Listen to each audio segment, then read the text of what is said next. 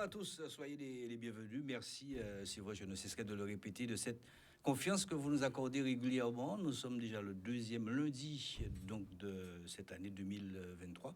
Nous sommes le 9e jour et puis eh bien, nous vous saluons. C'est aussi cette même période, puisque c'est jusqu'à la fin du mois. Nous aurons donc à vous adresser, vous-même à adresser vos vœux, en tout cas ce qui vous semble bon, en tout cas, parce que si je donne mes vœux, non, il est bon. Donc, en tout cas, nous vous adressons tous les meilleurs vœux du monde, en tout cas, et puis nous avons une grosse pensée aussi pour toutes ces personnes qui souffrent aujourd'hui en silence. Nous avons ce privilège, en tout cas, et nous vous remercions beaucoup pour cette confiance que vous nous accordez. Sur le plateau, comme d'habitude, avec Richard Etienne. Bonsoir, Richard. Bonsoir, Pascal. Bonne année à vous. Mais justement, je m'apprêtais à vous souhaiter une excellente année 2023. Ouais. Normal. C'est une année qui chale virer, mais bon. Et puis aussi à l'ensemble de nos amis téléspectateurs. C'est vrai que vous avez eu l'occasion de le faire. Et de manière particulière, ça je peux quand même le dire, eh bien, à tous les sportifs qui ont connu des moments, c'est vrai, extrêmement compliqués. Et dans nos pratiques sportives, toutes disciplines confondues. Ça nous permet bien d'enchaîner avec nos invités parce que nous avons des hommes et des femmes justement qui font la Guadeloupe. Et ça, c'est bien, c'est bon et c'est très important de le faire savoir. On va commencer par mesdames, si vous le permettez, messieurs. Nous avons avec nous Evelyne Déby, qu'on connaît dans le monde du cyclisme, la petite reine, enfin, comment vous l'appelez, je ne sais pas. Mais je sais que vous aimez beaucoup cette discipline. C'est Evelyne Déby qui est partie en 2020 en tant qu'arbitre. Elle est passée justement une très belle formation qui a d'ailleurs réussi en récoltant donc ce beau diplôme donc de commissaire national sur route. Donc on verra dans quelques instants que les portes que cela certainement va vous ouvrir. On imagine les portes du Tour de France féminine. On le saura avec vous d'ici quelques instants. Bonsoir. Et bonsoir Pascal, bonsoir aux invités et bonsoir aux téléspectateurs Canal 10. Merci de me permettre de profiter de cette opportunité pour le 12e challenge de l'année 2023. Donc mes meilleurs vœux à tout le monde. Merci en tout cas, mesdames, pour ce rayon de soleil que vous amenez ici ce soir. Avec vous, juste à vos côtés, mais c'est Angèle. On ne peut pas choisir meilleur prénom, doux prénom. C'est Angèle. Non, c'est la nom de famille, c'est Angèle, c'est ça? Non, la nom de famille, c'est Julienne. Ah non, voilà, je ne m'étais pas trompé. Très beau prénom, Angèle Julienne, qui est présidente donc des Anges du Vélo. C'est du VTT, donc on verra un petit peu au programme ce qu'il en est, puisque la saison est ouverte. Vous étiez aussi à l'entraînement ce week-end, il me semble. Vous avez des petits, vous avez l'école de vélo, donc on verra avec vous. Effectivement, je souhaite à tout le monde quand même une bonne année. Mes meilleurs vœux, surtout la santé. Et puis, oui, nous avons une école de vélo, nous avons aussi des adultes également. Mais nous avons des plus petits, aussi des bébés vélos. On sait que ça se passe bien pour vous. Oui, ça se passe très bien. Très bien, donc on verra d'ici quelques instants. Avec nous, je l'ai souvent appelé le showman. C'est quelqu'un que j'apprécie beaucoup. C'est le président de la Ligue de basket. Toujours souriant. Oui, toujours souriant, oui. Patrice Alexis. Patrice Alexis qui est avec nous ce soir. Et quand on s'est connus, c'est vrai qu'il n'était pas encore président. C'était vraiment showman, c'était quelqu'un qui avait la niaque, qui voulait pour la Ligue de basket, et puis il a pris la Ligue de basket, enfin il a pris, pas comme ça, d'un coup de baguette magique, mais il a pu accéder en tout cas à ce titre suprême, et aujourd'hui, eh bien, donc je crois que c'est 2024, je crois qu'il va certainement peut-être avoir, je ne sais pas s'il va rester ou pas, mais on verra bien. On verra bien. Bonsoir, Président. Bonsoir aux sportifs, bonsoir aux invités. Je dis encore une fois, l'année 2022 est passée. 2023, en espérant pour le monde du sport et aussi à nos sponsors, qu'elle soit meilleure que 2022. 2023 soit meilleure que 2022. Et je vous fais l'occasion de dire, Pascal, encore une fois, merci. Le 5 janvier 2013 et aujourd'hui, 9 janvier 2023, ça nous donne 10 ans. 10 ans que le basket est rentré à la télé, à Canal 10, avec Pascal Labattant. Et le chemin a été long. Encore une fois, merci à Pascal, merci à Canal 10. Mais comme disait Pascal, avant de rentrer à Canal 10, il fallait mettre une stratégie en place. Et la stratégie qu'on a mis en place fonctionne. Et fonctionne très très très bien parce qu'on a toujours mis en place la formation, Information. la formation. Je parle devant CTS. La formation, on sait de quoi qu'on parle et on va en parler plus tard. Et c'est sûr, avec surtout ce retour à l'investissement, vous avez beaucoup œuvré aussi là-dessus, Président. Retour à l'investissement que tous les ligues après ont repris, tous les comités ligues ont repris, et ça fonctionne maintenant. Il faut toujours avoir quelqu'un pour qui ça. Ah voilà, c'est ça. Il faut aussi savoir l'admettre aussi. C'est très important. Gérard Randy, c'est quelqu'un que j'ai toujours apprécié, même s'il ne le savait pas, dans l'ombre, il me voyait, mais peut-être qu'il a dit, bon, c'est qui ce mec, c'est qui ce petit Pascal. J'ai toujours apprécié parce que sa stratégie, sa façon, ce côté pédagogue aussi. Je le connaissais dans le football. Aujourd'hui, il est président de la Ligue de handball. Bonsoir, Gérard Randy. Bonsoir à tous. Tous mes voeux cette année nouvelle. J'espère qu'elle va nous effacer un petit peu toutes les désillusions qu'on vient de connaître pendant les 2 années précédentes. On a l'espoir, toujours, c'est ce qui fait vivre. Donc on a l'espoir que les choses vont reprendre, non pas comme avant, puisque c'est peut-être pas la meilleure solution que ça reprenne comme avant, mais avec une autre dynamique, une autre envie, et qu'on revienne à des valeurs saines et créatives et attractives. Très bien. Franck, lui, je me souviens de cette Coupe d'Europe. Donc l'année, je ne me souviens pas trop. On avait justement des images. On avait ces matchs que ici même Canal retransmettait. Franck, lui, vous étiez aussi consultant. Vous étiez aussi venu aussi pour la Coupe. C'était la Coupe du Monde. La Coupe de... Oui. Ouais. La Coupe du Monde, qui a été notre consultant pendant la Coupe du Monde. Mhm. C'était en 2014, je crois. Oui. 2014. Voilà. Qui était avec nous. Donc Franck, lui, bonsoir. Bonsoir à tous. Je ne veux pas être original, mais on veut à tous nos amis du plateau et aussi aux téléspectateurs de Canal 10. Très bien, vous savez que nous sommes sur le bassin caribéen, ça vous le savez, mais il y a aussi la Guyane qui nous regarde, la Martinique aussi. Donc si vous le permettez, avant de vous passer la parole, Richard Etienne, nous allons du côté de la Guyane, avec les vœux du président de la Ligue, le comité cycliste donc, de la Guyane, Jean-Yves Thiver. On l'écoute et puis nous revenons sur le plateau. Bonsoir Pascal, bonsoir téléspectateurs de Canal 10 de Challenge. En cette nouvelle année 2023, je vous souhaite une bonne et heureuse année. Mon vœu le plus cher est que la santé soit notre compagnon au quotidien, afin que nous puissions réaliser tous nos projets et pousser notre jeunesse sportive, notre jeunesse cycliste, à faire briller les couleurs de nos départements au plus haut. Je voudrais aussi et sincèrement remercier le travail fourni par Canal 10, télé de proximité, qui permet à nos 3 départements de pouvoir suivre nos performances et d'être auprès de l'information sur tout ce qui se passe dans nos compétitions du week-end. Force à vous, Challenge, et bonne continuité. Il ne faut pas dire ça trop fort, hein, président Jean-Yves Thiver, mais c'est vrai que c'est aussi quelqu'un qui a le franc-parler, donc Evelyne Déby le sait.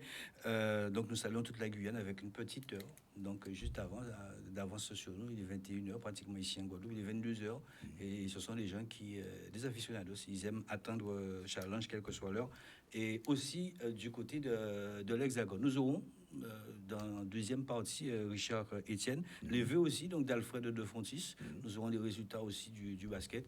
Et vous, qu'est-ce que vous nous proposez pour cette deuxième partie? Oui, alors pour cette deuxième partie, eh bien, justement, puisqu'il y a ces 2 personnalités qui sont présentes en plateau, Gérard Randy et puis Franck Lui, donc, puisque nous sommes dans une période de vœux, effectivement, eh bien, en ce début d'année, il appartient aux ligues et comités, tout simplement, de tracer un petit peu le bilan de la saison écoulée. Et c'est ce que nous allons voir avec vous, Gérard Randy, et également Franck Lui.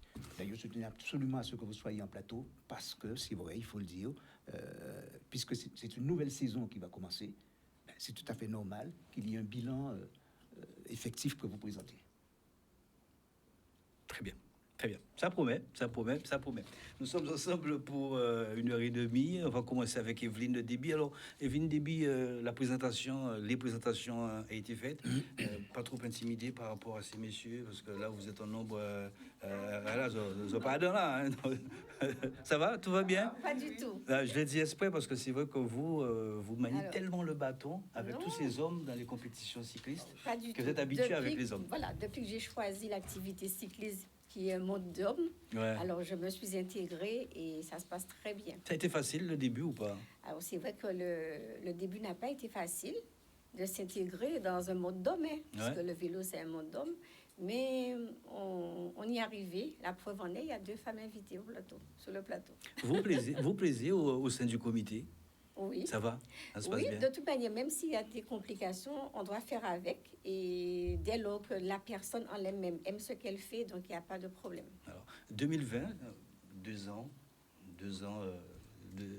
donc il y a 2 ans, vous êtes parti en métropole, vous avez réussi, vous n'êtes pas la seule, parce que je sais qu'il y a d'autres commissaires aussi en Guadeloupe Oui. qui ont ce titre. Il y a Alors, Jocelyn Lérimont effectivement, aussi. avant moi, il y en a plusieurs. Il y en a ouais. plusieurs, peut-être que je ne connais pas, mais de nom, ce que je connais.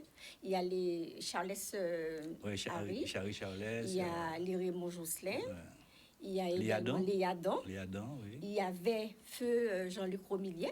Oui. Et je Sacré sais pas personnage, hein, voilà, sacré. Voilà. Et si j'ai oublié quelqu'un, bon, je sais pas, mais en tout cas, ceux qui ont.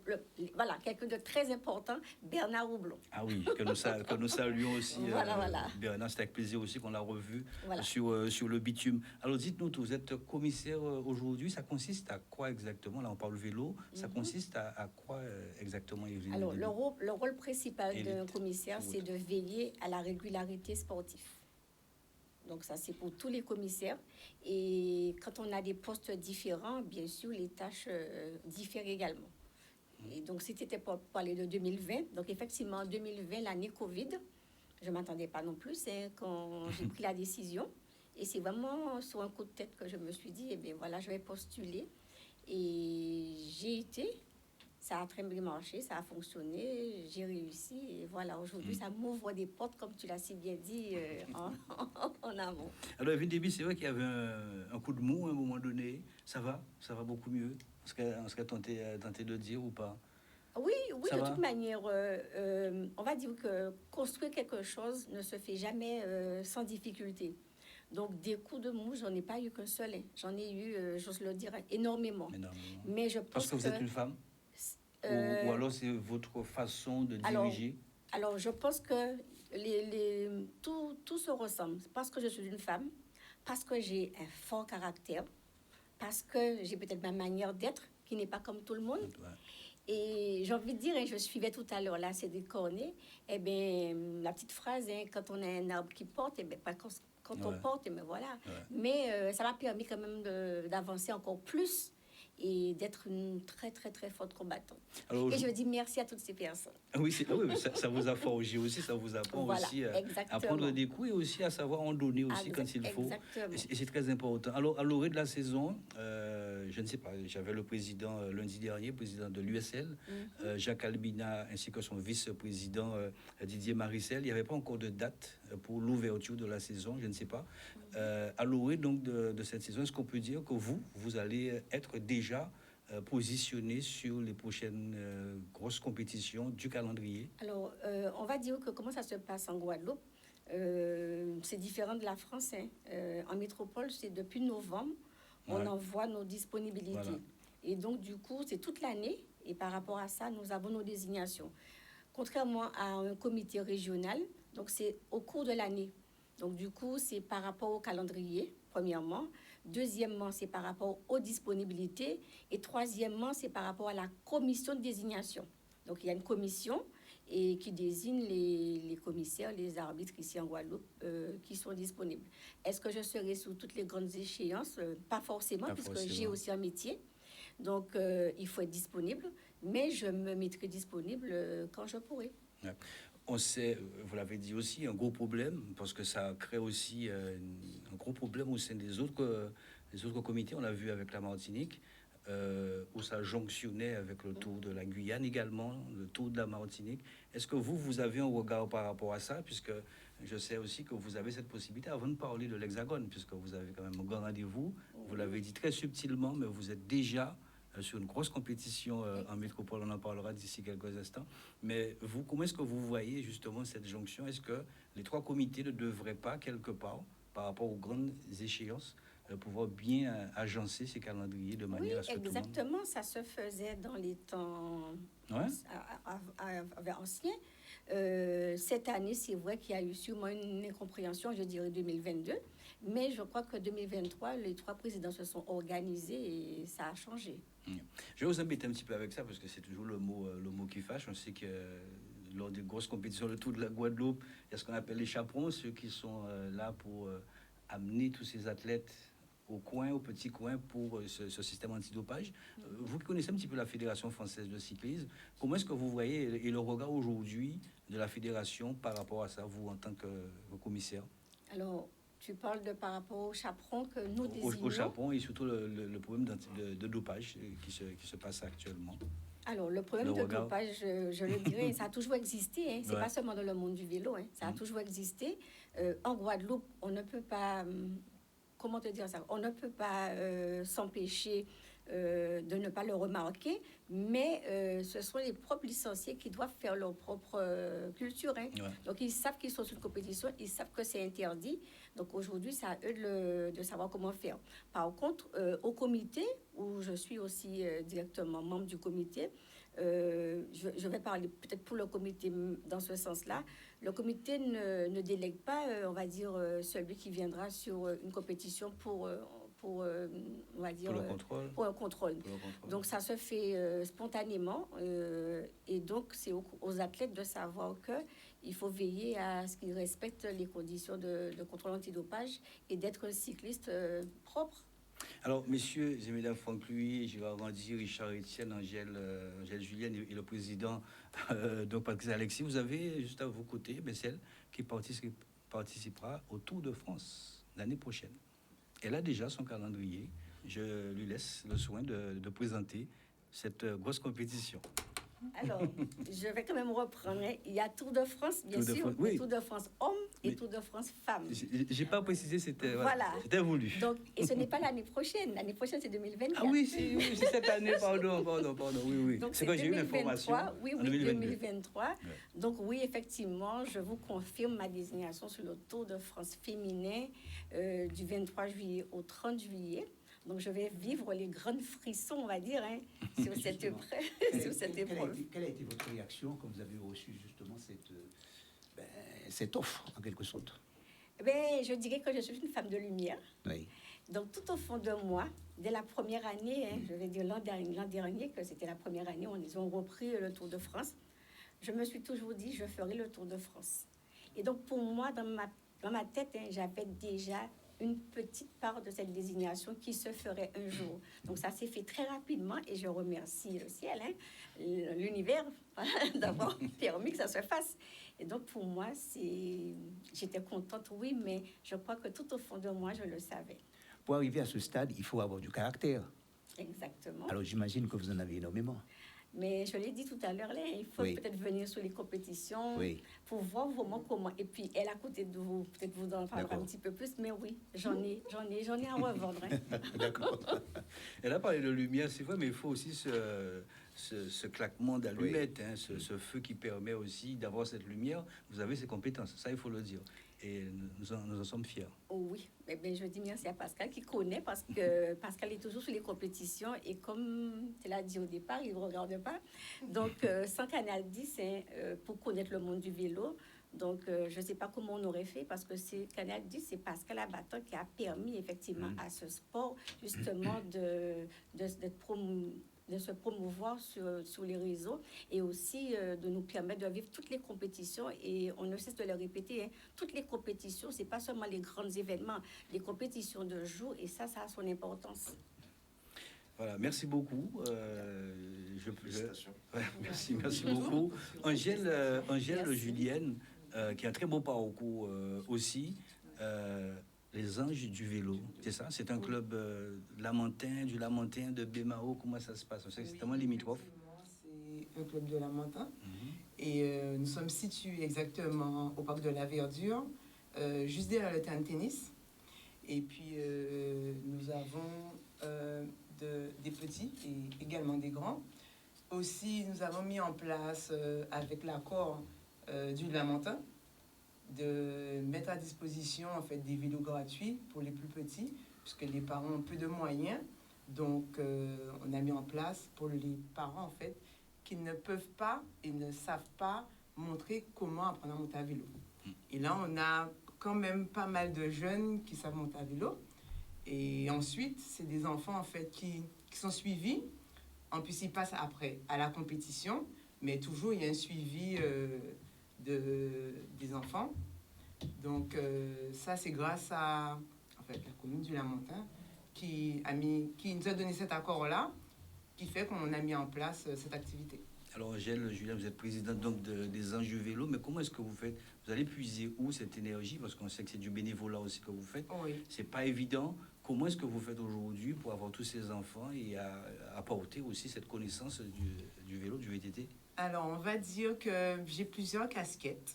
Je suis présidente, entraîneur également. Et puis, on va dire que j'ai pratiqué ce sport en compétition. J'étais compétitrice VTT, championne en 2016. Donc, j'ai décidé, en fait, de... ce que j'ai appris par moi-même, en fait, d'offrir à nos jeunes ce que j'ai appris par moi-même. Parce que c'est important, en fait, de montrer aux jeunes, en fait, le plus souvent, en tant que compétiteur ou compétitrice, on ne sait pas transmettre. Et là, moi, j'ai prouvé que, en tant que compétitrice, que j'ai prouvé que j'ai pu et je peux transmettre avec des très bons résultats, surtout. Je ne suis pas toute seule, on va dire que j'ai les parents qui m'accompagnent. Le plus souvent, on me voit sur le terrain.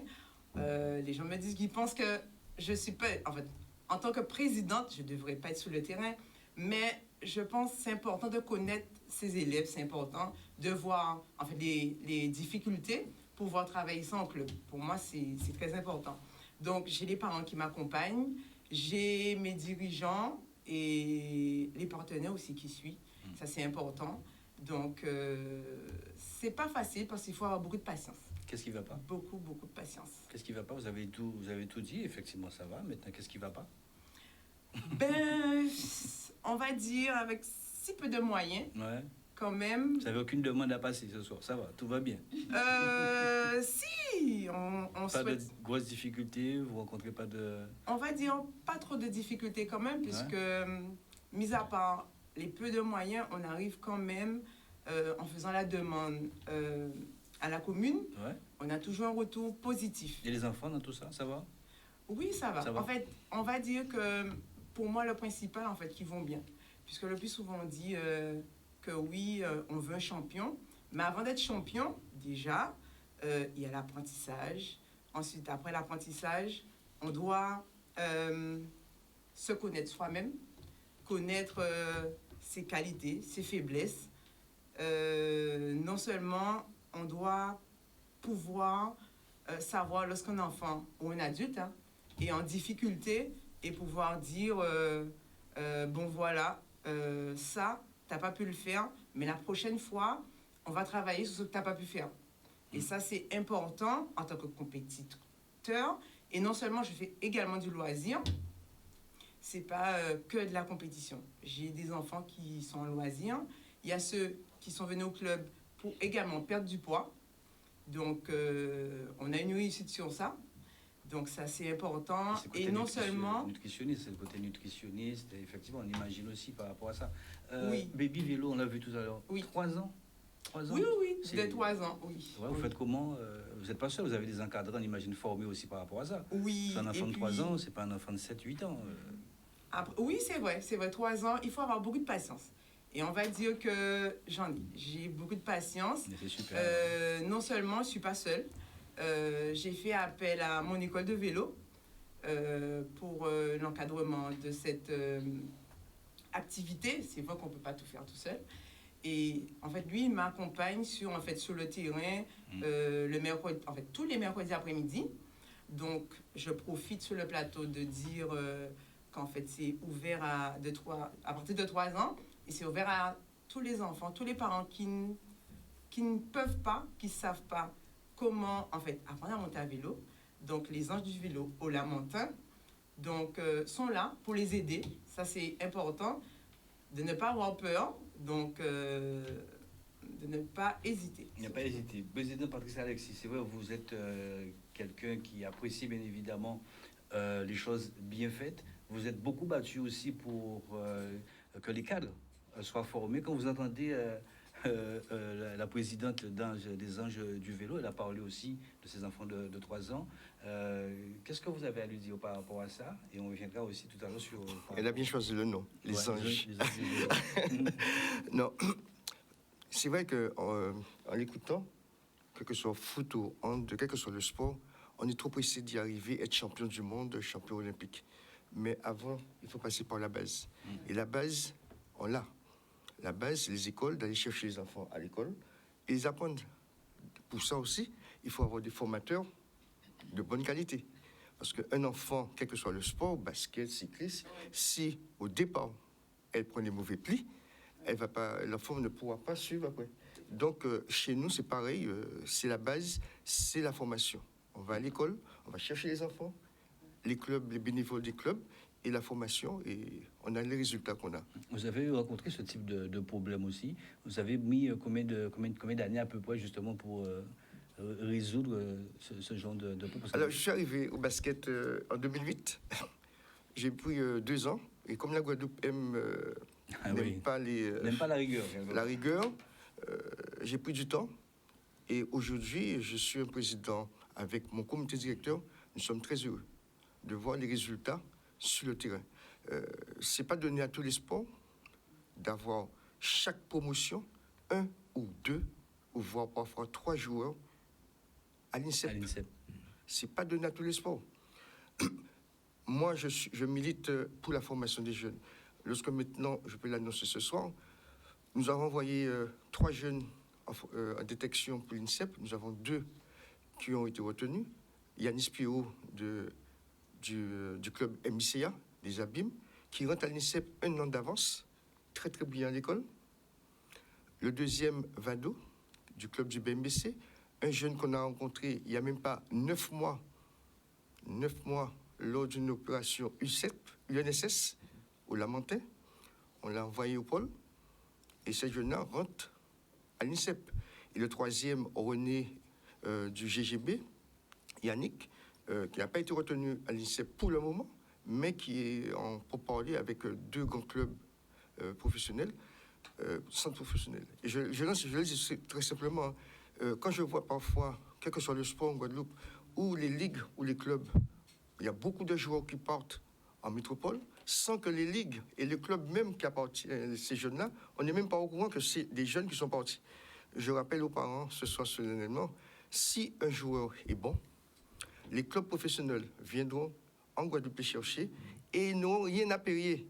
Si un parent paye 1 000 € par mois pour la formation de ses enfants, ce n'est pas la bonne formation. Je n'ai pas dit que l'enfant ne va pas être professionnel, mais je dis, ne soyez pas pressés, prenez votre temps, car nous avons besoin en Guadeloupe, ceux qui ne te portent pas, pour hausser le niveau du basket guadeloupéen, quel que soit le sport, le football, c'est pareil. Il n'y aura pas de la place pour tout le monde en professionnel. C'est dur d'être professionnel en métropole. Donc, je lance cet appel, je dis au point, faites attention. Au niveau de la Ligue, la formation, tantôt, nous avons mis en place cette année l'IFBB, l'Institut régional de formation, en coordination avec Calamis, Centre de formation métier du sport et de l'animation. Il y a vraiment un programme. Et comme vous le savez, comme nous sommes sur un plateau, je discutais avec le président Andy, la violence de la société guadeloupéenne, s'il y a violence dans la société guadeloupéenne, les associations sont victimes de cette violence. Nous sommes le dernier maillon et le premier maillon de la société. Maintenant, qu'est-ce qu'il nous reste? Ce sont les associations. Donc, pour ça, l'Institut de formation, lors du comité directeur de samedi, nous allons lancer vraiment une opération très très forte sur l'imbécilité, l'incivilité, aussi sur la formation des dirigeants. On va avoir une formation avec les dirigeants, avec notre avocat, Maître Cortero, les dirigeants, le président, la secrétaire et un capitaine d'équipe, quelle que soit l'équipe. On va former contre cette violence montante qu'on retrouve chez nous au basket, pas sur le terrain, mais aussi en dehors du terrain, parce que les parents des enfants sont entraîneurs, ils sont arbitres, Et joueurs. et ils sont joueurs. Donc, automatiquement, nous sommes victimes de notre succès. Agents aussi. Alors là, n'en parlons pas. Et là, et quand je regarde, je faisais les statistiques, je le disais au président Andy, nous avons battu nos records de 2019, avant Covid. Nous sommes actuellement à 3500 licenciés. Et nous allons atteindre les 4000 licenciés à la fin de la saison.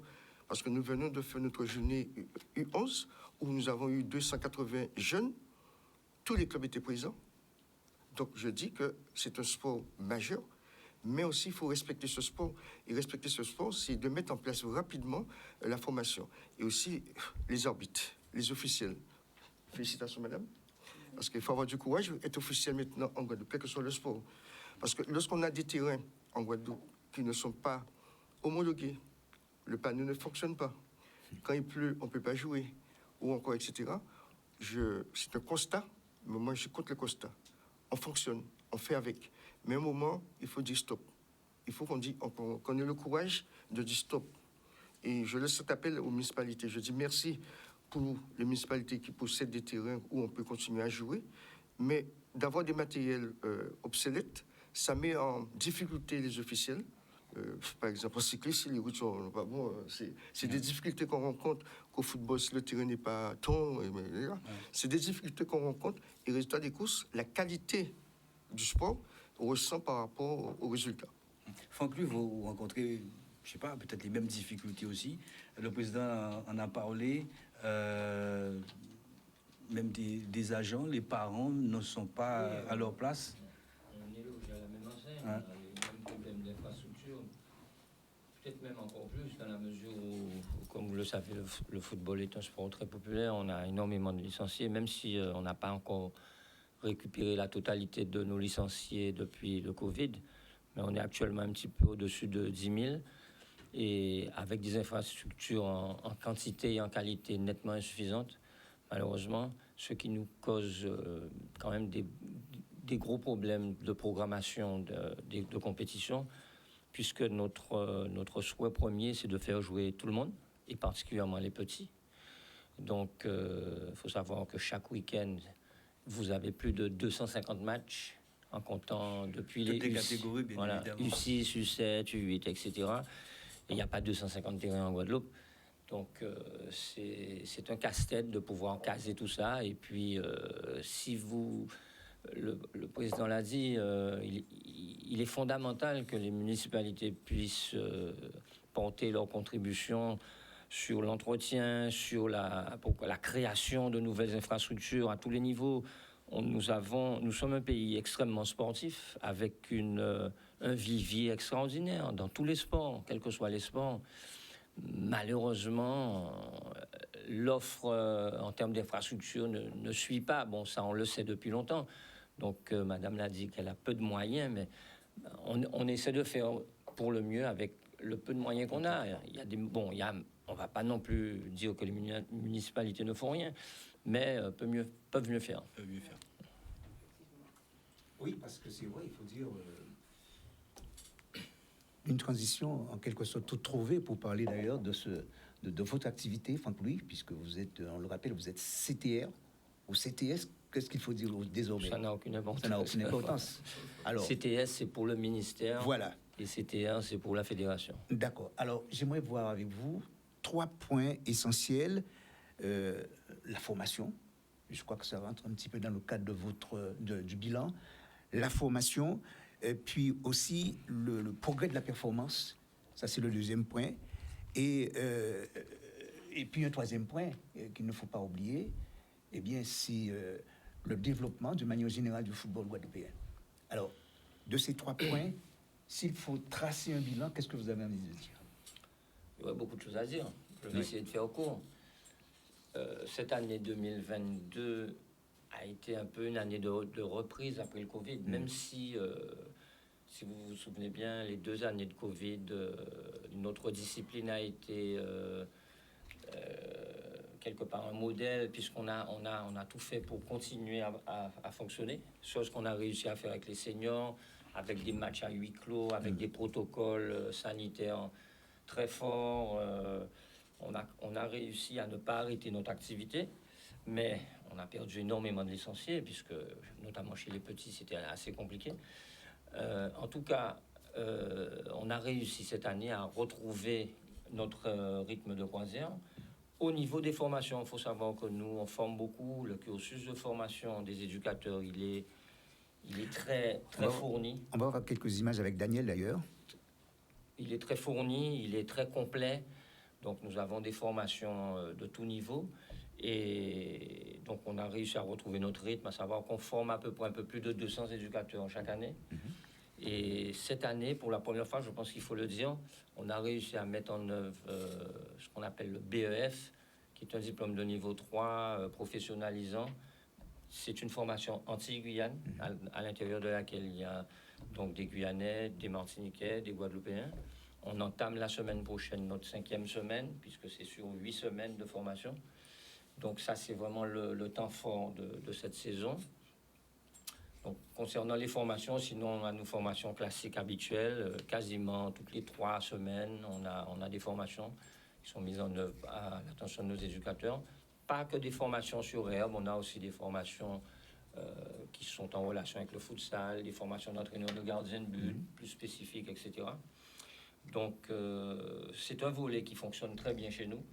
À côté de ça, vous l'avez dit, la partie développement est fondamentale. Aider les clubs à se structurer au travers d'un certain nombre d'actions, le football à l'école, les labels, puisque la fédération a mis en place des labels qui consistent à permettre aux clubs de s'évaluer, de s'auto-évaluer et ensuite à les aider à bien se structurer en termes de fonctionnement, en termes d'encadrement, en termes d'attraction de licenciés. Et puis, nous avons aussi le développement des pratiques. Le football, ce n'est pas uniquement ce que vous voyez à la télé, c'est aussi une approche différente. C'est du football, du foot à 5, du foot à 7, du futsal. Donc, on va dans beaucoup de directions, mais on est en 2022-2023 et il y a des demandes particulières qu'il faut satisfaire, comme le futsal, qui actuellement est en train de prendre une ampleur intéressante, puisqu'on a quand même un championnat avec plus d'une dizaine d'équipes. On a même un championnat féminin aussi. Donc, on peut dire qu'après 2 années quand même assez difficiles, là, le football est en train de repartir. Et enfin, le dernier volet, je vais faire court, c'est le volet qui intéresse tout le monde. Vous l'avez dit tout à l'heure, c'est le programme de performance fédérale, le PPF, à l'intérieur duquel on a des structures qui permettent aux jeunes, d'abord, à fort potentiel, d'aller vers le haut niveau. Le président l'a dit tout à l'heure, eux, ils ont des jeunes qui vont vers l'INSEP. Donc, nos meilleurs passent par nos structures. On a des structures qui commencent dès l'âge de 11 ans. Des centres de perfectionnement de secteur, on en a 5, dont un féminin, dont un à Marie-Galante. On a le pôle espoir, comme le basket. On a ensuite le CFA, donc, qui est l'équivalent d'un centre de formation d'un club professionnel, ce qui permet d'avoir un cursus pour aller vers le haut niveau. Et bien sûr, pour entrer dans ces structures, il faut vraiment avoir un fort potentiel. Chose que nous avons, et chaque année, nous sortons 3, 4 jeunes qui partent dans des clubs pro, et chaque année aussi, on voit arriver sur le plan national de nouveaux joueurs. Alors, ces jeunes, justement, et là, nous entendons le vif du sujet, ces jeunes, est-ce qu'il y a un suivi derrière ? C'est-à-dire, une fois, par exemple, qu'ils ont été retenus, qu'ils sont partis dans un centre de formation, qu'est-ce qu'il y a lieu de faire après ?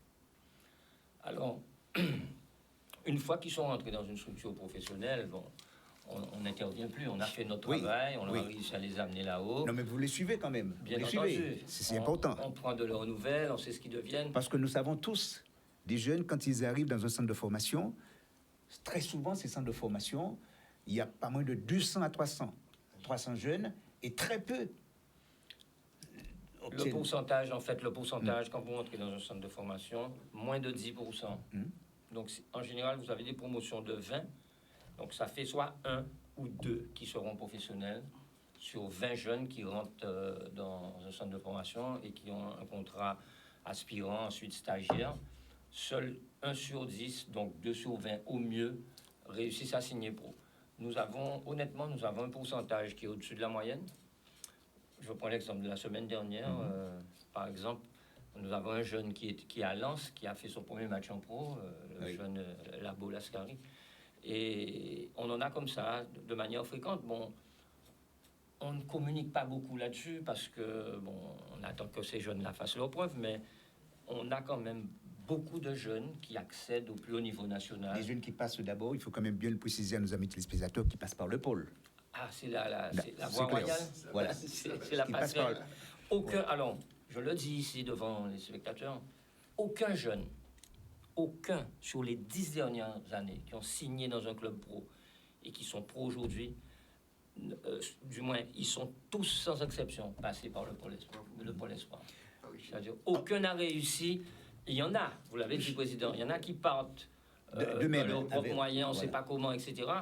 Seuls ceux qui sont passés par nos structures ont réussi. Alors, quelque part, c'est un peu normal. Quand vous êtes au Pôle Espoir, vous entraînez tous les jours, vous avez un suivi médical, vous avez comment dirais-je, un volet scolaire adapté, etc.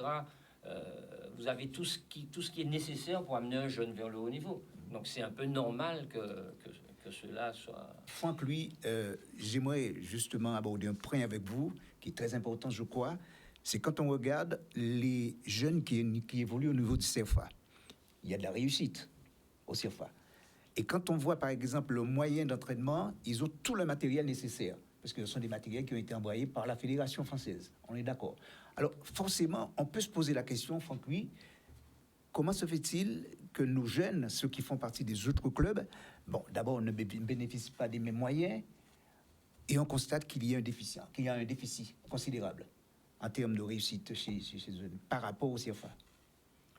C'est complètement normal. Le CFA, Oui, le CFA, d'abord, c'est l'élite. C'est l'élite anti-Guyane. C'est pas l'élite que de Guadeloupe. Donc, il y a des Guyanais, il y a des Martiniquais et des Guadeloupéens au CFA. Bon, pour ceux qui ne connaissent pas, le CFA, c'est une structure qui accueille les meilleurs jeunes, environ une vingtaine par promotion, en seconde, en première et en terminale, avec des entraînements quotidiens, plus ce qui est une nouveauté depuis 2 ans, plus des compétitions le week-end, et notamment les jeunes qui sont en première évoluent dans le championnat de R1, le plus haut niveau en Guadeloupe, d'accord? Et ceux qui sont U16, U17, qui sont en seconde, ils évoluent dans le championnat U19, de manière à leur permettre d'avoir chaque week-end un niveau de compétition satisfaisant pour qu'ils puissent progresser. Parce qu'on ne progresse pas que par l'entraînement, il faut aussi un certain niveau de compétition. Donc, c'est quelque part déjà, pour rentrer au CFA, il y a des concours d'entrée, etc. Donc, ceux qui y rentrent, ce sont déjà les tout meilleurs. Ensuite, vous l'avez dit, le CFA, c'est une structure qui est pareil, d'accès au niveau, avec suivi médical, les entraînements, les jeunes sont, comment dirais-je, les entraînements sont quantifiés, ils ont tous des GPS, c'est vraiment, les entraînements sont des entraînements scientifiques avec des encadrants de très haut niveau. Nécessaire.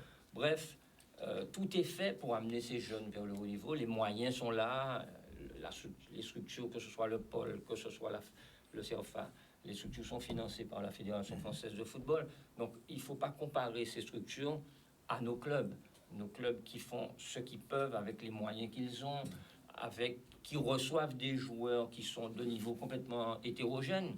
Quand vous avez dans un groupe 2-3 bons joueurs dans les clubs, il y en a partout, mais quand vous regroupez que les meilleurs au CFA, vous les faites s'entraîner ensemble, forcément le niveau grimpe. Et ce qui est normal, ça explique les différences entre une structure d'accès au niveau et les clubs. Donc, on a parlé de 2022, 2023, en termes d'objectifs, qu'est-ce que vous avez prévu? On a surtout prévu de retrouver un rythme qui était le nôtre avant Covid, ce qui est en train d'être fait. On a pris du retard avec le football des tout-petits. D'ailleurs, je tiens à m'en excuser auprès des clubs. On aurait dû déjà démarrer. Là on a démarré ce week-end avec les tout-petits, les U6, les U7. Et c'est ça, le but, c'est vraiment de retrouver le rythme de croisière. Alors, je ne parle pas du championnat R1, R2, R3, sur lesquels les moyens, aussi bien humains que financiers, sont mis pour pouvoir bien fonctionner. Et ça fonctionne bien, vous vous en rendez compte. Moi, je parle surtout du football des jeunes qui est l'avenir. Ce sont ces jeunes-là qui seront en R1, R2 dans quelques années.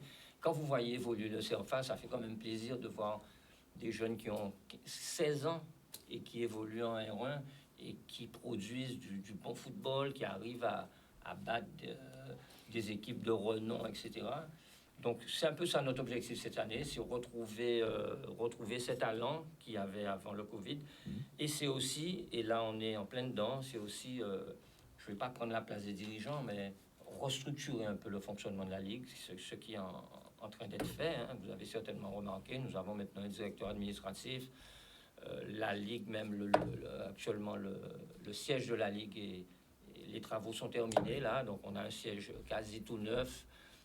Le fonctionnement même administratif de la Ligue a beaucoup évolué, ce qui fait qu'on devrait prendre une autre dimension à terme. Alors, évidemment, je vous ai interrogé dans le cadre de ce qui vous concerne, en ce qui vous concerne directement, puisqu'en fait, le bilan général sera fait avec le président de la Ligue guadeloupéenne de football, ce qui est tout à fait normal, Pascal. On va passer avec Gérard Andy, parce que lui, Gérard Andy... J'avais deux petites questions, juste pour Franck Luc, parce que c'est vrai qu'il n'est pas souvent sur le plateau. Oui. Bon, je ne vais pas me répéter, c'est vrai que vous avez parlé du CFA, c'est super, il n'y a pas de souci, d'accord, très bien. Mais on a entendu une nouvelle de Grette, quelque part, dire que nous n'avons pas assez de Domiens, d'Antillais, voire même de Guyanais qui sortent, mais bon, plus singulièrement la Guadeloupe, qui émergent comme avant. Donc là, je voudrais vous poser cette question par rapport à ça, puisque vous avez bien vanté donc les mérites du CFA. On imagine que ce sont des jeunes aussi qui amènent aussi à avoir le haut niveau. Deuxième question aussi, peut-être même pas une question, parce que je sais qu'on avait un membre de la Ligue sur le plateau, et il y avait des propos qui ont été tenus pour la Coupe du Monde. Et j'avais même demandé, est-ce que le comité, la Ligue de football avait réagi par rapport à ça, le nombre d'hommes de couleur, justement, au sein donc de l'équipe de France. Donc, je ne sais pas si vous avez pu faire un communiqué par rapport à ça. Et puis, troisième fait d'actualité, c'est les propos de Noël Le Graët aujourd'hui, qui, voilà, vous avez tous entendu comment il a quelque part, vilipendé un peu Zinedine Zidane. Donc, je ne sais pas dans quel ordre que vous voulez, vous avez cette possibilité de me répondre, mais j'aimerais quand même avoir votre avis, l'avis même de la Ligue de football par rapport à ça, puisque c'est vrai que même si on n'en produit pas, mais je pense qu'il y a un minimum de respect quand même vis-à-vis des ligues, notamment de la Guadeloupe. À titre d'information, il faut savoir que Franck, lui, dépend de la Fédération française de football. Ah ben je sais pas, mais j'espère. Pas complètement. S'il dépend... allez-y, Franck. S'il dépend, donc je pense que... Non, mais bon, je vais pas... Qu'est-ce que vous en pensez ? Je fais pas de politique, je suis pas dirigeant, je suis comme tout le monde, j'ai entendu les propos du président de la Fédération, ils ont été relevés, en tout cas, ils ont été... critiqué à juste raison par la ministre des Sports. Je pense que c'est pas la peine de rajouter. Hein. Je pense qu'il a, il a dérapé, voilà. Oui. Il a dérapé. Maintenant, c'est à lui de prendre ses responsabilités. Je suis pas à sa place. J'aimerais pas être à sa place. Donc, on a entendu pour le club Laurent Blanc, pardon. Le club Blanc, c'est le vélo. Laurent Blanc aussi, il y a eu cette affaire de quota, ça a été vite effacé. Oui. Mais là, ça a pris une autre tournure. Ça a pris une autre tournure. Mais aujourd'hui, on l'a entendu.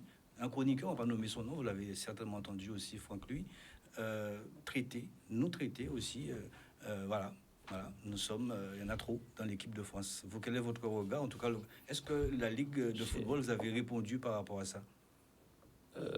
Bon, d'abord, c'est pas mon rôle de répondre à ça, même si j'ai mon opinion sur la question. Hein. Je vous dirais que le football est universel et que... il y a une grosse communauté domienne, pas que africaine, de souche africaine, née en France, formée dans les clubs professionnels, etc. Et en tout cas, tout ce que je peux vous dire, c'est que ce pourcentage élevé de Français d'origine africaine, domienne, etc., a permis à la France, en tout cas, d'avoir sur les dernières... 98, depuis 98, les résultats qu'on connaît. Et de deux couronnes.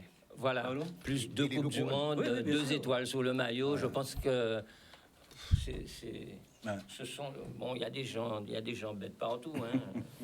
Donc, ce sont des choses qui sont... Moi, je ne porterai pas beaucoup d'attention à ça, dans la mesure où... si, je serais même tenté de dire que si les 23 joueurs qui avaient été choisis les 23 meilleurs étaient d'origine martiniquaise, guadeloupéenne. Mais c'est ceux-là qu'il fallait prendre, point final. On prend les meilleurs, et puis c'est tout. Sans savoir d'où ils viennent ou quoi que ce soit. C'est de l'idiotie humaine, ça. C'est dit. Alors, Gérard Andy, bon, on va passer avec vous, hein, bien entendu, puisque vous aussi, vous avez été un grand footballeur. Ça, aussi, quand même. Oui, bon. J'ai joué. Vous avez été en tout cas le sélectionneur de la Guadeloupe. Oui. D'accord. Alors, Vous m'avez pas invité pour ça. ah non, je vous ai pas invité. Non, puisque nous sommes dans une page de football, c'est pourquoi je tenais quand même à le rappeler à nos amis téléspectateurs. Je vous ai invité simplement parce que il faut parler de la Ligue guadeloupéenne de handball. Et là, on va parler justement, on va parler un petit peu du bilan. Le bilan 2022, qu'est-ce que vous avez envie de dire? Oh, je ne serai pas aussi long que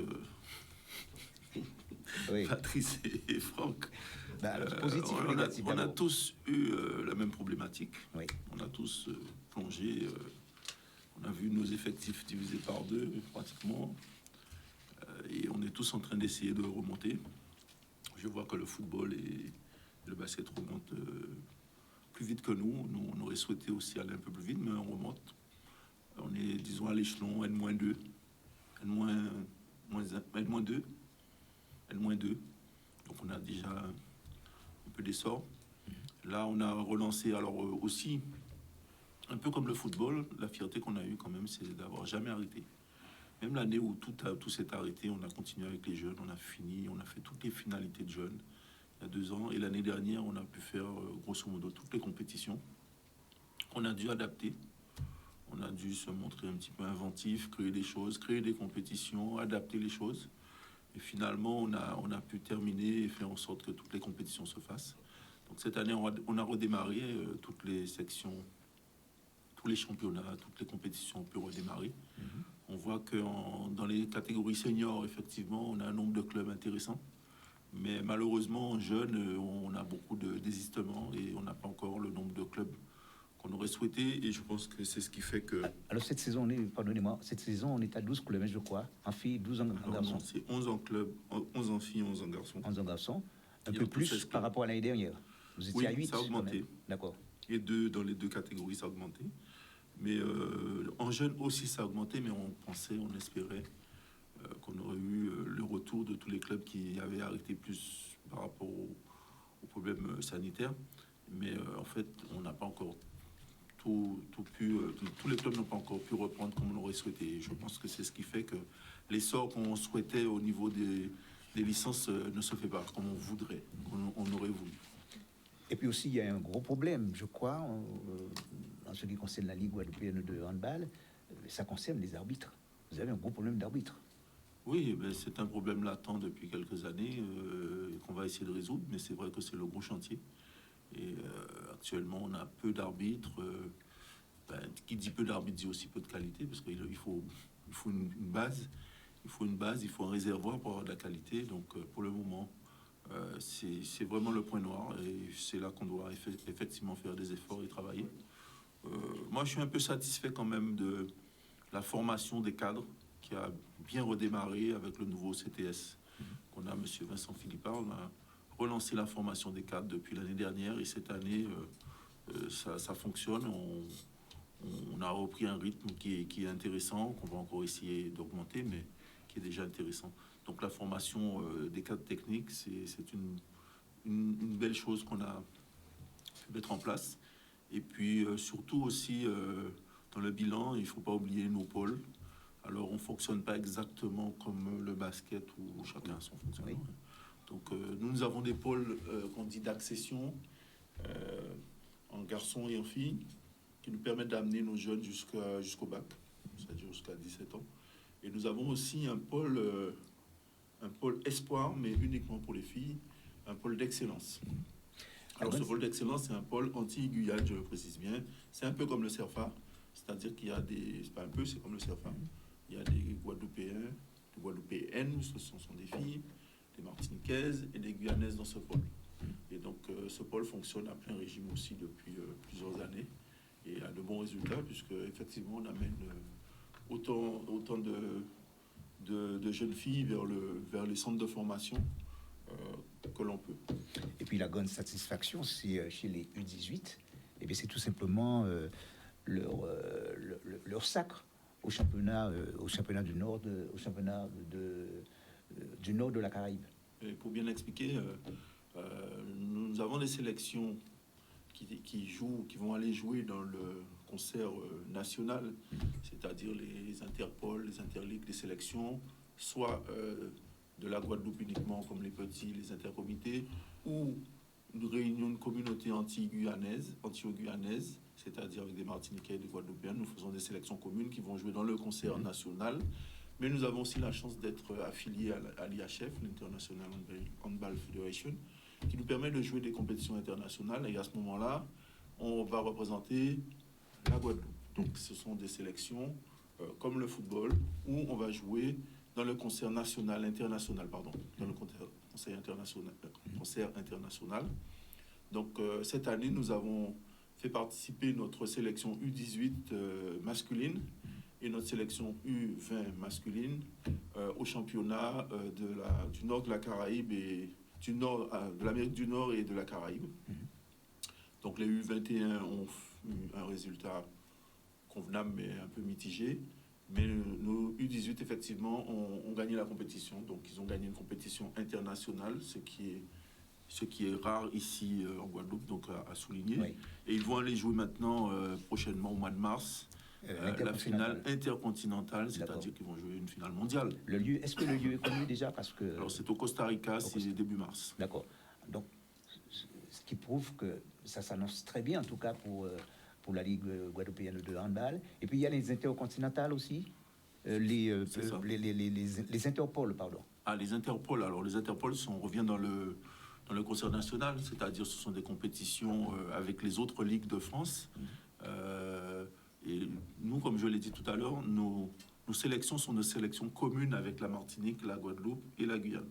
Nous faisons une sélection commune qui va représenter nos trois ligues au niveau national. Donc là, en ce moment, nos Interpol masculins sont en stage en Martinique, justement. Ils vont préparer donc une compétition au mois de février.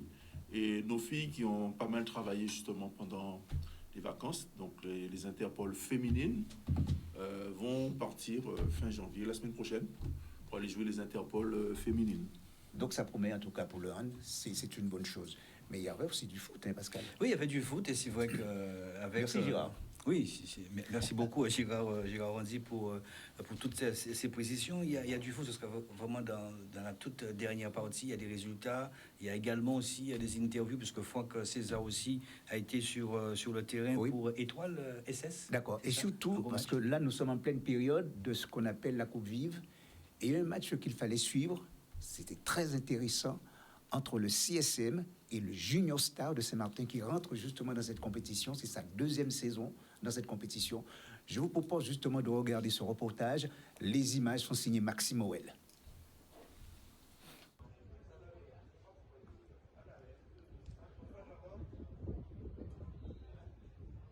Je pense qu'on avait fait ce qu'il fallait sous l'entame de la rencontre pour pouvoir bien négocier cette affiche.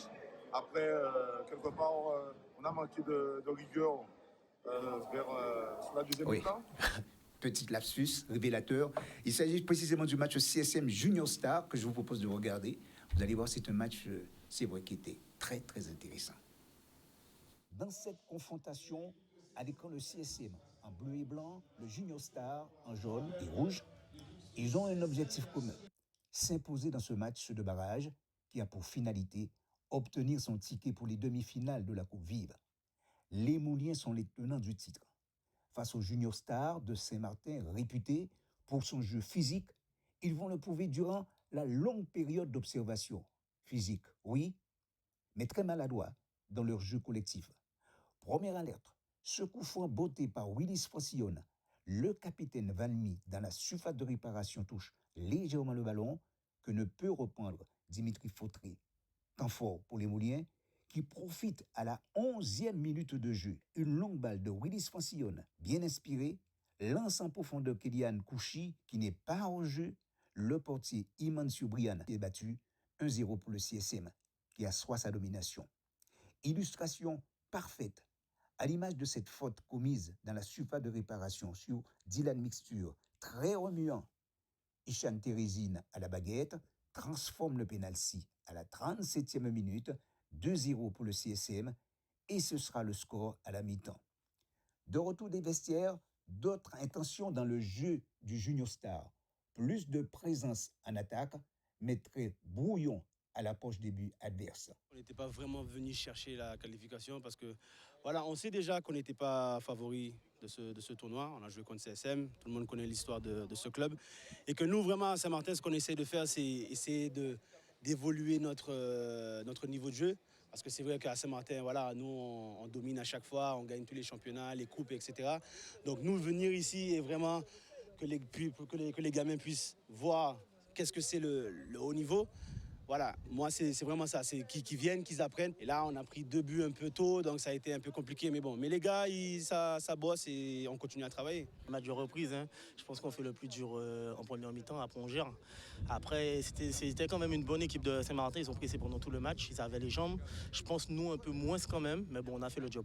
Le CSM obtient son billet pour les demi-finales pour tenter une 4e couronne au palmarès de la compétition comme en 2014, 2016 et 2022. Oui, alors on verra bien ce que ça va donner, puisque le 19, Pascal, eh bien, vont se disputer des demi-finales et le CSM qui sera opposé au Phare de Petit Canal. De haute qualité, nous saluons l'arbitre, parce qu'on a souvent tendance à oublier l'homme en noir, c'est M. Laurent, c'est ça? Oui, Gérard Laurent. Ouais, Gérard Laurent, nous le saluons également sur ce match. Allez, ben, on va enchaîner avec la même rencontre de tout à l'heure avec Daniel, le temps qu'il fasse le nécessaire, mais c'était l'Étoile qui recevait l'ASS. C'était lors donc de cette 13e journée, c'est signé Franck César.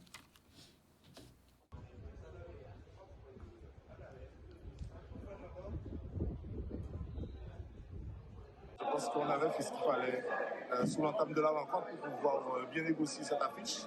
Après, quelque part, on a manqué de rigueur sur la deuxième mi-temps, ce qui nous cause déjà, qui nous permet de revenir dans le match.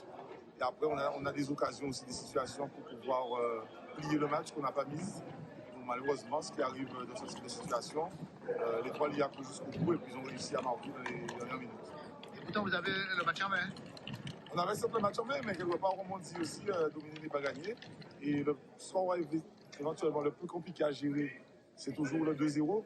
Donc, quelque part, tout n'est pas jeté ce soir. On a fait quand même une belle prestation, je pense, dans le jeu, malgré l'état de la pelouse. Donc, quelque part, il y a eu des bonnes choses ce soir, malgré les nombreuses absences. Mais donc, on va continuer le travail et puis voilà, on continue d'avancer. Je reconnais que dans l'utilisation du ballon, en première mi-temps, la SS était meilleure que nous. Ils ont des joueurs qui sont bien techniquement et ça joue juste. Bon, tout naturellement, ils ont mené des 0. Bon, le premier but un peu anecdotique. Mais en deuxième mi-temps, quand même, on a fait ce qu'il fallait. On a réglé quelques petits problèmes en défense et au milieu. Donc, c'est tout naturellement qu'on a poussé. Et puis, le 2-1 nous remet dans le match et on y a cru jusqu'au bout. Et c'est ça la force de l'Étoile cette année. C'est beaucoup de mental et d'y croire jusqu'au bout. Ben, je leur ai demandé de jouer, qu'il y avait de la place qu'on avait. Il suffisait de marquer un but et qu'on pouvait les faire douter et qu'on pouvait revenir. Parce que c'est quand même des joueurs qui sont bien techniquement, mais ça pourrait s'affoler à 2-1. Et c'est ça qui s'est passé. Quand nous sommes revenus à 2-1, j'ai senti quand même qu'il y avait de la place, que ça reculait un peu. Et puis les longues balles dans le dos de la défense qui me paraissaient un peu lentes, ça leur a posé énormément de problèmes. Et c'est sur un débordement de Gambie et qui met un amour de ballon sur la tête d'Elbert Anatole. Et ça, on travaille ça énormément à l'entraînement. Et je suis content pour les joueurs. Je sais qu'ils en voulaient ce soir. Au moins ne pas perdre. Pour nous, c'est une petite victoire ce match. Jonathan Gambie, c'est vrai que c'est un joueur pétri de talent dans cette équipe de l'Étoile. On va passer au résultat, Pascal, juste pour vous dire. De la régionale, une 13e journée. Donc, l'ensemble des résultats que l'on va voir tout de suite à l'écran. Voilà, le Sporting qui était opposé à la Jeunesse Évolution, 3-0 pour la Jeunesse Évolution en déplacement. La Gauloise qui a étrié en quelque sorte la Resta, 4-0. Le CSC et l'AS Gauzy ont fait match nul, le but partout. Le CFA, puisqu'on parlait justement de ce club, eh bien le CFA qui s'est largement imposé, 6-2, et le CSM qui était bien entendu exempt. Au classement, le CSM leader avec 37 points derrière, la Gauloise 36, 32 points pour l'AS Gauzy qui est 3e, la Jeunesse Évolution Quatrième avec 31 points. Cinquième, c'est le Sporting, 31 points également. 27 points pour le CFA qui est sixième. Septième, la Restar avec 20 points. 20 points pour le Club Sportif Cap-Estirien. Et la JSVH qui ferme la marche avec un total de 18 points. La poule B maintenant. La solidarité scolaire, on vient de voir le match qui a été tenu en échec par l'Étoile. 2 buts partout, 3 buts à 1 eh bien, pour la Dynamo, aux dépens du Phare de Petit Canal. Le Sirocco qui a battu le Stade Lamantinois sur le score de 2 buts à 1. Même score pour la Roger face à l'USBM. Au classement, la SS leader 35 points, devant l'USBM deuxième 34, troisième l'Étoile 32 points, quatrième le Phare de Petit Canal avec 30 points, la Juventus de Sainte-Anne occupe la 5e place, 26 points, sixième le Sirocco des Abîmes 26 points, la Roger 25, le Stade Lamantinois 21 points, qui occupe la 8e place et puis ferme la marche, la Dynamo avec 18 points. Un mot peut-être, Pascal, avec le basket, peut-être, non? Oui, le basket. Ou la Régionale 2, justement, puisqu'on va partir de la Régionale 2. Hein, allez-y. La Régionale 2, eh bien, l'US Cambrefort a battu l'AS Madiana 1-0. Le Zénith et l'USR se sont neutralisés, un peu partout. Score de parité 0-0 entre l'UNAR et l'USA. La Résistance et le Rapide Club de Petit Canal, un partout. L'Éclair et l'USGB, même score. Le Racing en déplacement a battu l'USCB, et bien sur le score de 4 buts à 1. Au classement, l'US Cambrefort 48, devant le Zénith deuxième. C'est quand même pas mal pour cette équipe monalienne. Hein. Deuxième avec 45 points. L'AS Moule, troisième, 41 points. L'USA, quatrième, 34 points. Cinquième, le Club Sport, 33 points. L'USR, 31 points. Septième, l'UNAR, 30 points. Huitième, la Résistance avec un total de 30 points également. Neuvième, la SCC Madiana, avec 28 points. 25 points pour l'Éclair, qui occupe la 10e place. Et puis à la 11e place, on trouve le Rapide Club de Petit Canal, 25 points. 23 points pour le Racine, qui est 12e. 13e, l'USGB, 20 points, ferme la marche. L'USCB, 14 points. La poule B, la JSA battue par le CAM 4-0, un but partout entre le CSB et l'Arsenal. La Juvenis a été battue par le Sinenois 3 buts à 1. L'Amicale de Marie-Galante, ça vous fait certainement plaisir, Pascal. 4 buts à 1 face à la C Saint-Robert.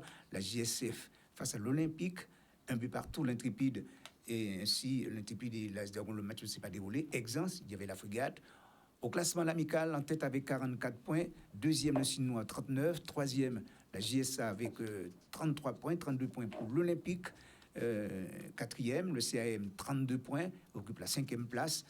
La JSF, 6e avec un total de 30 points. 7e, la C Saint-Robert, 29 points. 26 points pour le CSB, qui est 8e. 9e, la S Dragon, 26 points. 23 points pour la Frégate. 10e. 11e, la Juvenis avec 23 points. L'Arsenal avec 20 points, qui occupe la 12e place, ferme la marche. L'Intrépide de Sainte-Anne, 13 points. Je vous ai parlé de l'Amicale. Oui, c'est une terre d'amour. Ouais. Une terre d'amour, Marie-Galante. On va enchaîner, puisque c'est vrai que nous sommes... Il reste que 10 minutes encore pour l'émission. Et puis, il y a les citations. Président Patrice Alexis, merci d'être venu déjà, avant donc de terminer. Un bilan avant, parce que c'est 2024, vous allez peut-être ou pas, on ne sait pas si vous allez rester ou pas, mais s'il y avait un bilan très, très rapide. Oui, j'aurai le temps de faire mon bilan avant mon départ en 2024, parce que je vais quitter. Déjà, je tiens à dire qu'au niveau de la Ligue, nous avons lancé une opération, comme disait Franck, lui, il y a le 5-5, le futsal, mais nous, chez nous, c'est le 3-3, sport olympique.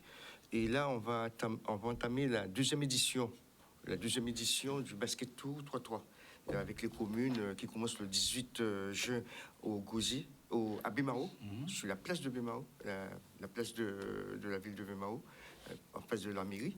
Il faut savoir que les terrains de 3-3, on les installe, ce sont des terrains mobiles. Ensuite, on sera au Gosier, en face du gymnase, après Nord sur la plage. Et la nouveauté cette année, avant la fin du basket tour, nous avons pu obtenir par rapport à l'édition numéro 1, l'organisation de l'Open Plus 3-3 en Guadeloupe, qui va s'appeler Open Plus Région Guadeloupe. Ce qui veut dire que nous allons recevoir des équipes de l'extérieur. Et là, je laisse un appel vraiment aux partenaires déjà pour qu'on puisse nous aider sur le plan de billets d'avion. Et comme je le disais il n'y a pas longtemps lors d'une réunion avec un député, pour ne pas citer Olivier Servat, que je dois rencontrer la semaine prochaine à l'Assemblée nationale, le sport guadeloupéen va mourir si on n'aide pas le sport guadeloupéen. en général, lorsque je prends le football, le hand, même le cyclisme, le basket, lorsqu'on se déplace en équipe, c'est 30 joueurs. Comment voulez-vous faire sortir ces gamins? Je ne parle pas des CFA du pôle, parce que ce sont des équipes qui sont prises la majorité des fois par les fédérations. Mais comment voulez-vous affronter plus fort que vous si vous payez un billet 1 500 €, 1 000 €? Donc, c'est une grosse problématique qu'on doit mettre en place.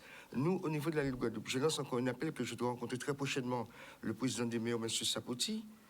Le plan 5000 terrains, comme tout le... Je n'ai parlé avec M. Andy, en dossier, 5000 terrains, pour une fois que les fédérations demandent au département d'outre-mer de profiter des 5000 terrains, c'est-à-dire des terrains offerts gratuitement, je dis bien 100%, on dirait qu'on a peur de prendre la gratuité.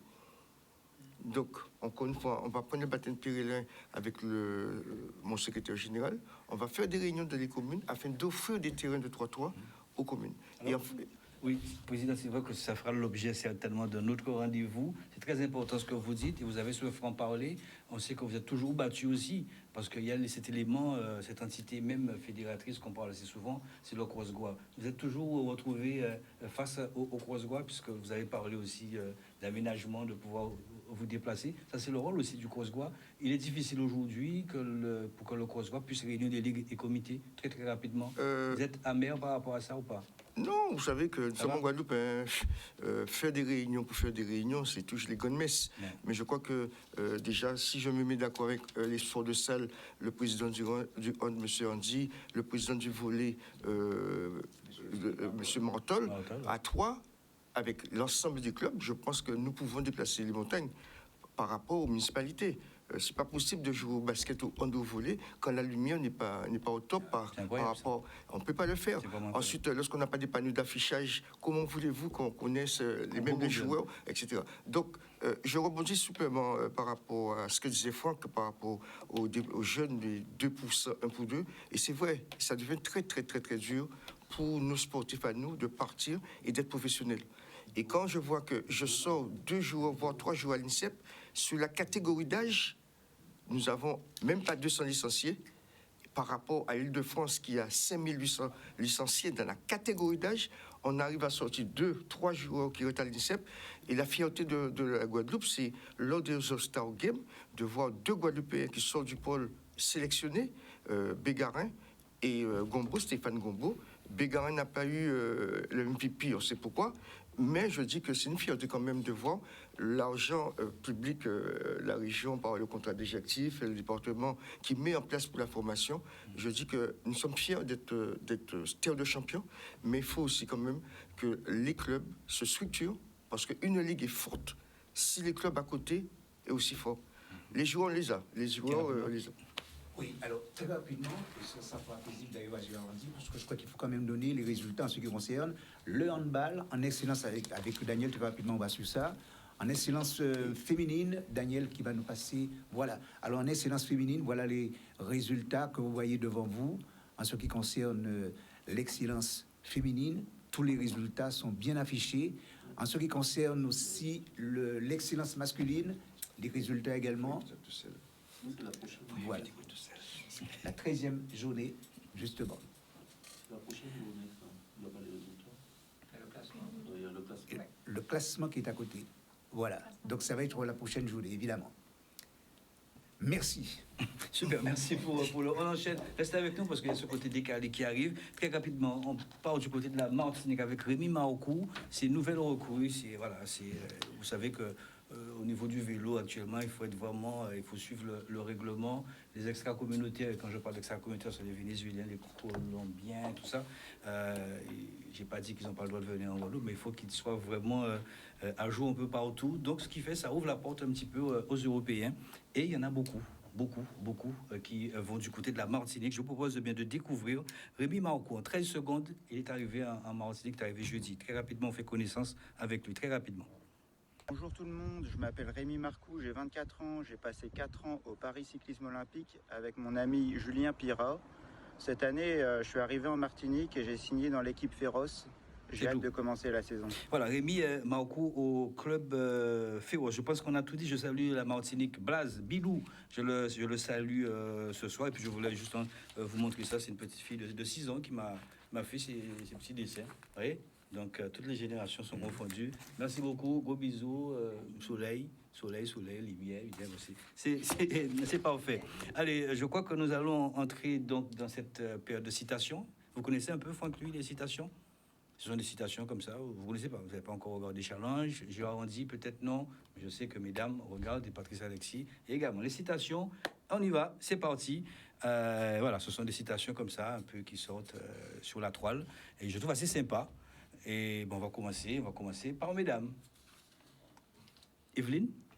Oui, ce n'est pas la nouvelle année qui doit être meilleure, c'est 3. Donc, dès que tu brilles en 3, donc, normalement, tu dois briller à l'extérieur. On commence bien cette citation. Oui, Angèle, président. Alors, je ne force personne à m'aimer, mais je vais forcer tout le monde à me respecter. Pas mal. Ouais. Pas mal. Président. Et n'oublie pas ton rendez-vous chez l'ophtalmo. Il faut mettre des lunettes. Je vous de te dire, heureusement que ma famille est là et mes filles sont là pour me rappeler, papy, tu as rendez-vous chez le docteur. Gérard Andy. Je serai ton hier, ton aujourd'hui et ton demain. Quelle semaine de merde. Souvent, les dames, elles n'ont pas le tact. Elles nous disent des choses crûment. Franck, lui. Alors, il y a un temps pour être gentil et un temps pour dire ça suffit. Ouais. En football, on le connaît. Dans ça, en latéral, c'est bon. Alors, peu importe à quel point vous êtes mignon ou beau, c'est comme ça que les femmes vous voient quand vous n'avez pas d'argent. Il n'y a pas d'oreiller plus doux qu'une conscience propre. Je rappelle, ce sont des citations que je récupère un peu comme ça sur la toile. Ce n'est pas dirigé sur quiconque. Mais bon, ça peut arriver. Président? Avoir un chéri qui vous aime, malgré votre changement d'humeur, le manque de confiance en vous, malgré votre rondeur, quelqu'un qui vous trouve jolie, même sans maquillage, les cheveux pas peignés au réveil, vous savez quoi faire, vous savez quoi faire, tout pour le garder. Ce gars est un homme. Je profite de l'occasion que demain c'est l'anniversaire de ma femme, je profite de l'occasion pour lui dire bon anniversaire. Vous n'êtes pas loin de Colombo. Il parle souvent de sa femme, Colombo. Non, c'est ma moitié. C'est la moitié. Mais je salue madame parce que c'est vrai qu'elle vous a beaucoup aidé et encore, elle est encore là, ancienne basketteuse d'ailleurs. Evelyne Demi? Ah, mais t'as bien choisi. Ah bon? Je ne sais pas, ça tombe comme ça. Oui. Beaucoup te souhaitent tout le bonheur du monde, mais te jalousent en silence. Eh oui. Alors, attention. Angèle, président. Alors, quand tu reçois des invités sur Facebook, de jolies filles, Sophie, Cindy, Amandine, Chloé. Président Gérard. Respectez les personnes âgées quand vous êtes jeune, parce qu'un jour vous le serez vous aussi. On y est en train d'y aller là-dedans, hein? Oui, on y est. Franck, lui.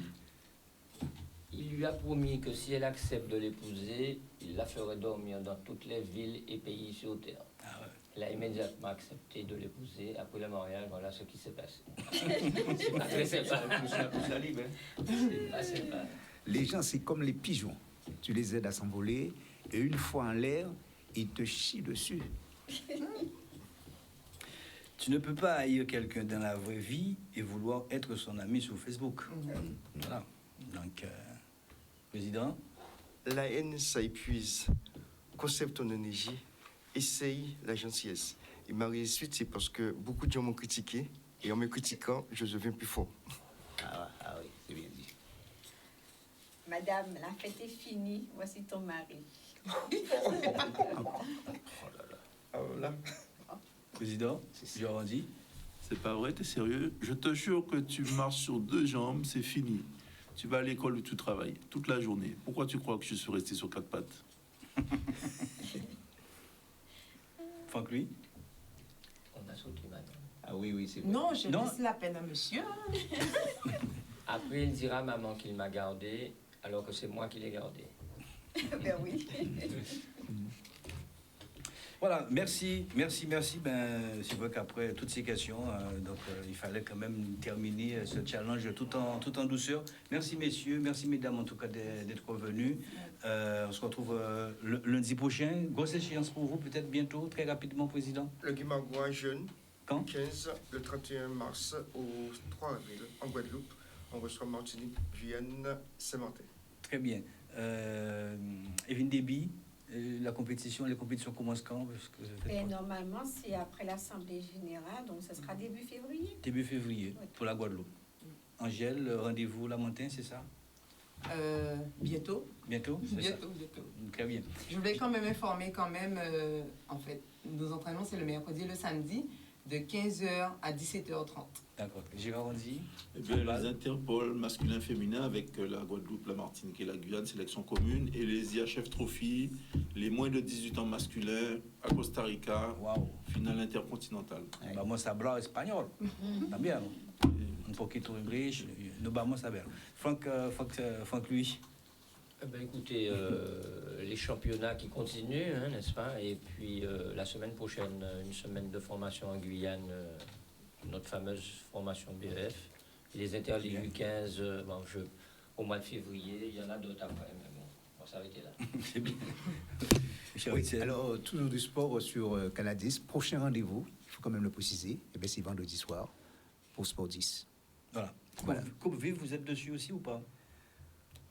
C'est à l'étude. C'est à l'étude. Très bien. Il y a des universitaires en Guadeloupe. C'est à l'étude. Merci beaucoup. Quel que soit le sport que vous choisissez, c'est important de faire du sport. Ça dépend bien évidemment. C'est vrai qu'on n'est pas souvent. Nous, on est privilégiés, mais nous vous souhaitons en tout cas de faire du sport. Si vous avez cette possibilité. Attention aussi à ce délicieux poison qu'est le sucre. Bonne soirée à vous. On se retrouve lundi prochain à 20h30. Et puis n'oubliez pas, Sport 10 à 19h. Bonne soirée à vous. Merci.